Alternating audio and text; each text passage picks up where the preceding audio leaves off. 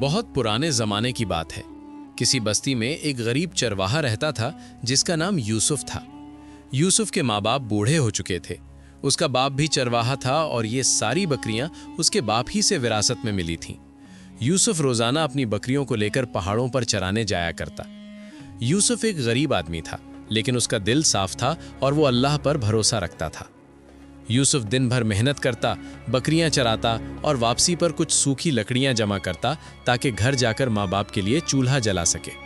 उनके घर में अक्सर खाने को सिर्फ सूखी रोटी होती, मगर फिर भी यूसुफ की ज़बान पर कभी नाशुक्री ना आती। रात को सोने से पहले वो अपने माँ बाप के करीब बैठ जाता और कहता, हम गरीब हैं तो क्या हुआ, अल्लाह तो हमारे साथ है। देखना, एक दिन यही बकरियां हमारी किस्मत बदल देंगी। बस्ती के कुछ बड़े और अमीर लोग उसका मजाक उड़ाते और कहते, देखो इस बकरी वाले को कैसे ख्वाब देख रहा है, जैसे ये बकरियां उसे बादशाह बना देंगी। तेरा बाप चरवाहा था, तू भी हमेशा चरवाहा ही रहेगा और तेरी औलाद भी चरवाहा ही बनेगी। महलों के ख्वाब देखना छोड़ दे। लेकिन यूसुफ उनकी बातें सुनकर सिर्फ मुस्कुरा देता। उसे यकीन था कि बादशाहत सिर्फ अल्लाह देता है और जो मेहनत करता है उसकी कोशिश कभी जाया नहीं जाती। एक दिन वो बकरियों को पहाड़ की बुलंदी पर ले गया। वहां उसे एक बूढ़ा आदमी मिला जो शक्लो सूरत से बहुत गरीब और थका हुआ लगता था। ये महसूस करते ही यूसुफ ने फौरन थैली खोली और अपनी रोटी निकालकर उसे दे दी और कहने लगा, हुजूर, मेरे पास और कुछ नहीं मगर ये रोटी मेहनत से हासिल की हुई है, इसे कबूल फरमा लें। बूढ़े ने मुस्कुराते हुए वो रोटी खाई और कहा, बेटा, तेरा दिल बहुत साफ है, तो जिसकी खातिर ये सब कर रहा है वो अल्लाह सब देख रहा है। बेटा, एक दिन तेरी सखावत तुझे बहुत बुलंदी तक ले जाएगी। ये कहकर बूढ़ा वहां से चला गया और यूसुफ दिन ढलते ही घर वापस आ गया। अगले दिन यूसुफ हमेशा की तरह बकरियां लेकर पहाड़ की तरफ निकल पड़ा, लेकिन उसके दिल में उस बूढ़े की बातें गूंज रही थीं, तेरी सखावत तुझे बहुत ऊपर ले जाएगी। रास्ते में जाते हुए उसे शोर सुनाई दिया। जब वो करीब पहुंचा तो देखा कि एक बकरी गांव के जमींदार के खेत में दाखिल हो गई है और फसल को नुकसान पहुंचा रही है। जमींदार गुस्से से चिल्लाया, ये मनहूस बकरी किसकी है? यूसुफ ने करीब जाकर देखा तो वो बकरी उसी की थी। वो फौरन आगे बढ़ा, सर झुकाया और बोला, हुजूर, ये मेरी बकरी है, मुआफ कर दीजिए, ये अनजाने में आपकी फसल में चली गई, मैं नुकसान का बदला चुका दूंगा। जमींदार ने गुस्से से उसे देखा और कहा, तेरी बकरी ने मेरी सारी फसल बर्बाद कर दी, तो इसका बदला देगा? तू एक गरीब चरवाहा है, तेरे पास तो जूते भी फटे हुए हैं। इतने में बस्ती के कुछ लोग वहां आ गए। कुछ लोग यूसुफ का मजाक बना रहे थे और कुछ खामोशी से तमाशा देख रहे थे। तब जमींदार बोला, अच्छा, अगर तू वाकई इस नुकसान का बदला चुकाना चाहता है तो अपनी सबसे अच्छी बकरी मुझे दे दे, वरना मैं बस्ती की पंचायत बुलाकर तुझे यहाँ से निकाल दूंगा। जमींदार ने जो बकरी मांगी वो वही बकरी थी जो सबसे ज्यादा दूध देती थी। यूसुफ के लिए वही बकरी माँ बाप के इलाज और घर के खर्च का वाहिद सहारा थी। यूसुफ की आंखों में आंसू आ गए, लेकिन उसने खामोशी से बकरी की रस्सी जमींदार के सामने कर दी और कहा, अगर ये बकरी लेने से आपका गुस्सा कम हो जाए तो मैं अल्लाह की रज़ा के लिए अपनी बकरी कुर्बान कर सकता हूँ, लेकिन मैं कभी लड़ाई झगड़ा नहीं करूँगा। ये सुनकर लोगों में खामोशी छा गई। सबको लगा था कि यूसुफ इनकार करेगा, मगर उसने चुपचाप ईमानदारी को अपना लिया। जमींदार ने बकरी की रस्सी हाथ में पकड़ी और कहने लगा, आइंदा अपनी बकरियों को संभाल कर रखना, दोबारा अगर मेरे खेत में दाखिल हुई तो फिर तेरे पास कीमत अदा करने के लिए कुछ भी बाकी नहीं रहेगा। यूसुफ ने जमींदार की बात सुनी और अपनी बकरियां लेकर घर की तरफ रवाना हो गया। यूसुफ जब घर गया तो उसके पास उसकी सबसे खूबसूरत बकरी नहीं थी, जिसे ना देखकर उसके माँ बाप परेशान हो गए और उससे उस बकरी के बारे में पूछने लगे।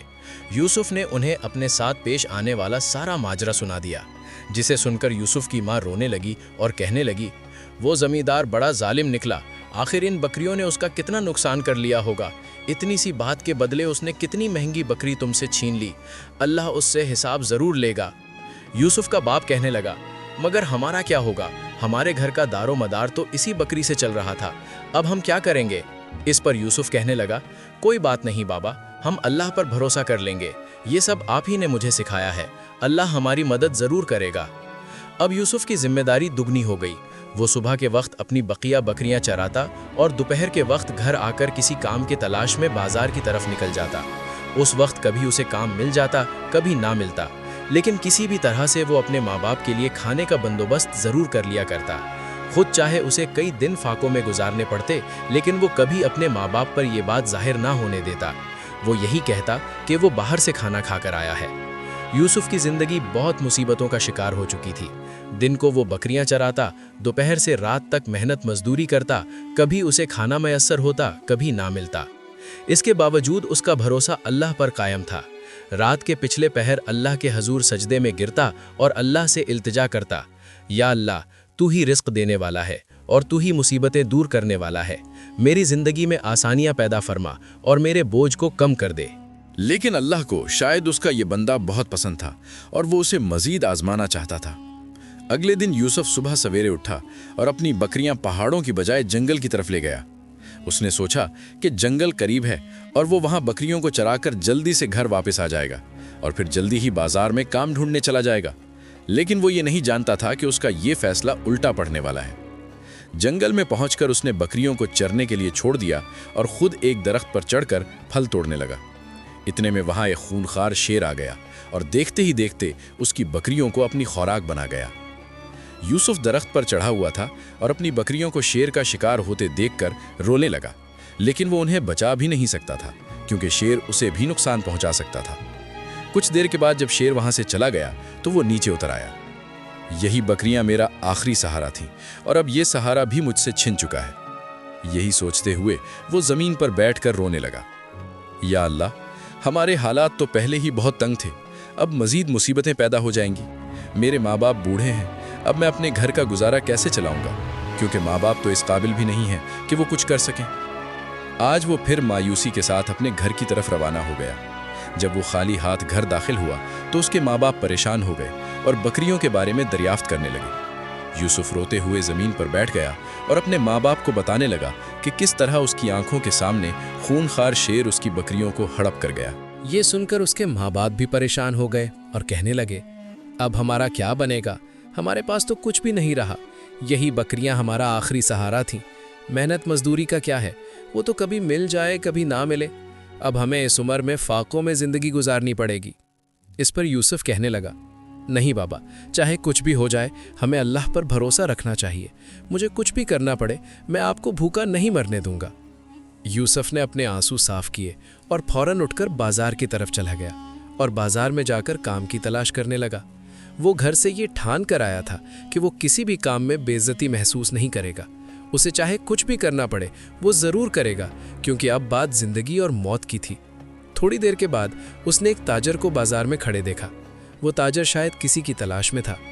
یوسف اس کے پاس گیا اور کہنے لگا، حضور، اگر آپ کو کسی مزدور کی تلاش ہے تو مجھے بتائیں، آپ کو جو بھی کام ہے میں وہ کام کرنے کے لیے تیار ہوں۔ اس پر وہ تاجر کہنے لگا، نہیں، مجھے کسی مزدور کی تلاش نہیں، میرا مال کل بغداد سے آئے گا۔ اس وقت مجھے کسی ایسے نوکر کی تلاش ہے جو میرے گودام کی صفائی کر سکے تاکہ مال آنے سے پہلے گودام مکمل طور پر صاف ستھرا ہو جائے۔ یوسف کہنے لگا، حضور، میں آپ کا گودام صاف کر دیتا ہوں۔ تاجر نے اس سے کہا، تم شکل و صورت سے کوئی اتنا معمولی نوکر تو نہیں لگتے، تو پھر تم یہ کام کیوں کرنا چاہتے ہو؟ یوسف نے جواب دیا، حضور، میں مجبور ہوں اور اس وقت میں اس سے بھی کم تر کام کرنے کے لیے تیار ہوں، کیونکہ میں اپنے ماں باپ کو بھوکا نہیں مار سکتا۔ یہ جواب سن کر تاجر کو سمجھ آ گئی کہ یوسف بہت مجبور ہے، اس لیے اس نے دوبارہ کوئی اور سوال نہ کیا اور اسے گودام کے اندر لے گیا۔ کچھ ہی دیر میں یوسف نے سارے گودام کو صاف کر دیا۔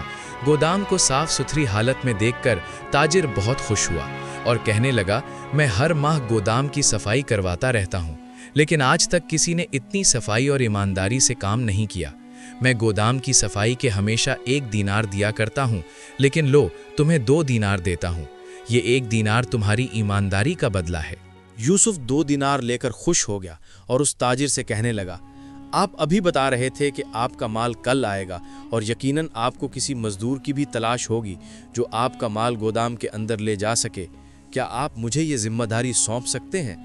تاجر کہنے لگا، ہاں ہاں، کیوں نہیں، مجھے یقین ہے کہ تم وہ کام بھی بڑے اچھے طریقے سے انجام دو گے۔ کل تم اسی وقت مجھے اس گودام کے پاس ملنا۔ یوسف نے تاجر کو سلام کیا اور نان بائی کی دکان کی طرف چل پڑا، جہاں سے اس نے اپنے ماں باپ کے لیے کھانا خریدا اور پھر گھر جا کر اپنے ماں باپ کے ساتھ بیٹھ کر کھانا کھانے لگا۔ یوسف کا باپ اس سے کہنے لگا، بیٹا میں بہت خوش ہوں کہ ہمیں تم جیسا بیٹا ملا اور تم نے ثابت کر دیا کہ تمہارے پاس چاہے کچھ بھی نہ ہو پھر بھی تم رزق کما سکتے ہو۔ میری دعا ہے کہ اللہ تمہیں اتنا عطا کرے کہ تمہیں کبھی بھی محنت مزدوری نہ کرنی پڑے۔ اگلے دن یوسف اسی وقت بازار کی طرف گیا تو اس نے دیکھا کہ اس تاجر کا قافلہ گودام کے پاس ابھی رکا ہی تھا۔ یوسف نے قریب جا کر تاجر کو سلام کیا۔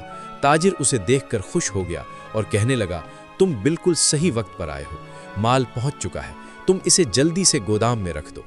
یوسف فوراً کمر کس کر سامان اٹھانے لگا اور گودام میں رکھنے لگا۔ کچھ ہی دیر میں یوسف نے تاجر کا سارا مال گودام میں ترتیب سے رکھ دیا۔ یہ دیکھ کر تاجر بہت خوش ہوا اور یوسف سے کہنے لگا، تم بہت کام کے آدمی ہو۔ حقیقت میں پہلے جتنے بھی مزدوروں نے میرا مال گودام میں رکھا، انہوں نے میرا مال کبھی اتنی صفائی اور ترتیب سے گودام میں نہیں رکھا، اور ہاں وہ مزدور تو کچھ نہ کچھ نقصان بھی کر دیا کرتے تھے، لیکن تم نے سارا مال بحفاظت گودام میں رکھ دیا۔ اس لیے میں چاہتا ہوں کہ تم میرے پاس ہی کام کرو، تم غلط جگہ محنت کر رہے ہو، تمہاری جگہ کہیں اور ہے۔ آج تاجر نے اسے 5 دینار دیے، جنہیں دیکھ کر یوسف خوش ہو گیا، اور پھر وہ تاجر اس سے کہنے لگا، کل تم بجائے کوئی اور کام ڈھونڈنے کے میری دکان سنبھالو گے۔ یوسف نے تاجر کا بہت شکریہ ادا کیا اور معمول کے مطابق کھانا لے کر گھر پہنچ گیا۔ آج وہ بہت خوش لگ رہا تھا، جسے دیکھ کر اس کے ماں باپ بھی خوش ہو گئے۔ کھانا خریدنے کے بعد جو پیسے بچے تھے، یوسف نے وہ پیسے اپنے باپ کے ہاتھ پر رکھے اور کہنے لگا، بابا مجھے کام مل گیا ہے، اب بہت جلد ہمارے حالات بدل جائیں گے۔ یوسف کی ماں اسے ڈھیروں دعائیں دینے لگی۔ اگلے دن یوسف تاجر کی دکان پر پہنچ گیا۔ تاجر نے سارے دکان پر کام کرنے والوں کو اکٹھا کیا اور کہنے لگا، آج سے دکان کی نگرانی اور حساب کتاب کا کام یہ نوجوان کرے گا، تم سب اس کے ماتحت رہو گے۔ یہ سن کر یوسف بہت خوش ہوا۔ یوسف کے ذہن میں یہ تھا کہ شاید وہ تاجر اسے اپنی دکان پر ایک عام کام کرنے والے مزدور کی طرح رکھے گا۔ اس تاجر نے اسے ایک عہدہ دے دیا تھا، جس پر یوسف بہت خوش تھا۔ کچھ ہی دنوں میں یوسف نے تاجر کے سارے کاروبار کو سمجھ لیا۔ اس نے تاجر کی دکان میں ہونے والی کمزوریوں اور کوتاہیوں کو پرکھا، پھر ساری کوتاہیاں تاجر کے گوش گزار کیں اور پھر یوسف نے ان کوتاہیوں کو دور کیا، جس کی وجہ سے نہ صرف تاجر کا کاروبار بہتر ہو گیا بلکہ اس کا منافع بھی بڑھنے لگا۔ اس مہینے کا بڑا ہوا منافع دیکھ کر تاجر بہت خوش ہوا اور کہنے لگا، نوجوان میں نے تمہیں صحیح ہی کہا تھا نا کہ تمہاری جگہ کہیں اور ہے۔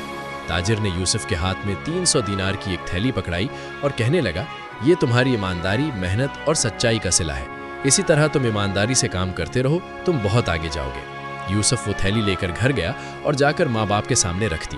جب اس کے ماں باپ نے دیناروں سے بھری تھیلی دیکھی تو وہ بہت خوش ہو گئے۔ انہوں نے اتنی دولت ایک ساتھ پہلی بار دیکھی تھی۔ یوسف کی ماں شکرانے کے نوافل ادا کرنے لگی۔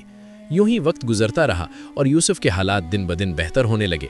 اب تاجر نے یوسف کو اپنے قافلے کا سردار بنا دیا اور اسے بغداد کی طرف روانہ بھی کرنے لگا۔ یوسف نہ صرف معیاری مال خریدتا بلکہ انتہائی مناسب قیمت پر فروخت بھی کرتا۔ اس سے پہلے جو کوئی بھی تاجر کا مال خریدنے آتا تھا وہ مہنگا خریدتا اور مال غیر معیاری ہوتا اور پیسوں کا بھی گھپلا ہوتا۔ یوسف اس قافلے کے ساتھ تاجر کے گودام پر واپس آیا اور مال کو گودام میں رکھا گیا تو تاجر مال کو دیکھ کر حیران رہ گیا۔ اس بار لایا گیا مال زیادہ معیاری اور قیمتی تھا اور ان کی قیمتیں بھی بہت مناسب تھیں۔ یوسف نے جب روپے پیسے کا حساب ایک پرچی کی صورت میں تاجر کے سامنے رکھا تو تاجر ایک بار پھر حیرت میں ڈوب گیا اور یوسف سے کہنے لگا، تم میرے لیے کسی سونے کی چڑیا سے کم نہیں ہو۔ آج تک میں نے بھی اتنا معیاری مال اتنی مناسب قیمت میں نہیں خریدا، اور میرے علاوہ جو بھی قافلے کے ساتھ گیا وہ بھی اتنی کامیاب تجارت کے ساتھ واپس نہیں لوٹا۔ تم نے وہ کر دکھایا جو کبھی کسی نے نہیں کیا۔ میں نے تمہیں جس کام میں لگایا تم نے اسے انتہائی اچھے طریقے سے سر انجام دیا، اور جس چیز کو ہاتھ لگایا وہ سونا بننے لگی۔ یقیناً تم داد کے قابل ہو۔ آج سے تم میرے آدھے کاروبار کے مالک ہو، کیونکہ اس کاروبار کو تم ہی اس مقام تک لے کر گئے ہو۔ یوسف کے حالات اب بالکل بدل چکے تھے۔ جس جگہ پر اس کی جھونپڑی تھی اسی جگہ پر اس نے عالی شان محل نما گھر تعمیر کیا۔ وہ لوگ جو یوسف کے خوابوں کا مذاق اڑاتے تھے اب وہ اسی کے در پر مدد مانگنے کے لیے آنے لگے، لیکن یوسف نے ان سے کبھی منہ نہیں موڑا بلکہ بڑھ چڑھ کے ان کی مدد کی۔ اس نے بہت سے غریبوں کے گھروں میں راشن تقسیم کیا۔ ایک دن یوسف اپنی دکان پر بیٹھا تھا کہ اس کی دکان میں ایک بھکاری داخل ہوا۔ اس کی حالت بہت خستہ لگ رہی تھی۔ وہ صدقہ مانگنے لگا، اللہ کے نام پر کچھ دے دو۔ یوسف نے ایک سکہ اس کی طرف بڑھایا تو سکہ پکڑنے کے بجائے وہ بھکاری یوسف کو دیکھ کر سکتے میں آ گیا۔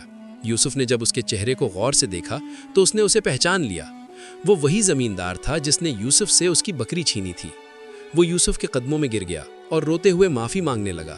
خدا کے لیے مجھے معاف کر دو یوسف، جس دن میں نے تمہاری وہ بکری چھینی تھی اس دن سے خدا نے مجھ سے سب کچھ چھین لیا، اور میرے حالات اس قدر خراب ہو چکے ہیں کہ میں بھیک مانگنے پر مجبور ہو گیا ہوں، اور میری وہ زمینیں جن میں کسی کے مویشی داخل نہیں ہونے دیتا تھا اب وہ بھی میری نہیں رہیں۔ مجھے پتا ہے میرے ساتھ ایسا کیوں ہوا۔ تم اللہ کے بہت قریب تھے اور میں نے تم پر ظلم کیا جس کی مجھے سزا ملی۔ خدا کے لیے مجھے معاف کر دو۔ یوسف نے اس زمیندار کو گلے سے لگا لیا اور نہ صرف اسے معاف کیا بلکہ اس کی مدد بھی کی، جس سے اس نے اپنا چھوٹا موٹا روزگار بنا لیا۔ پیارے دوستو، اس کہانی سے ہمیں یہ سبق ملتا ہے کہ محض دولت یا طاقت ہی انسان کو عظمت نہیں دیتی، بلکہ اصل عظمت صبر، قربانی، دیانت اور اللہ پر بھروسے میں ہے۔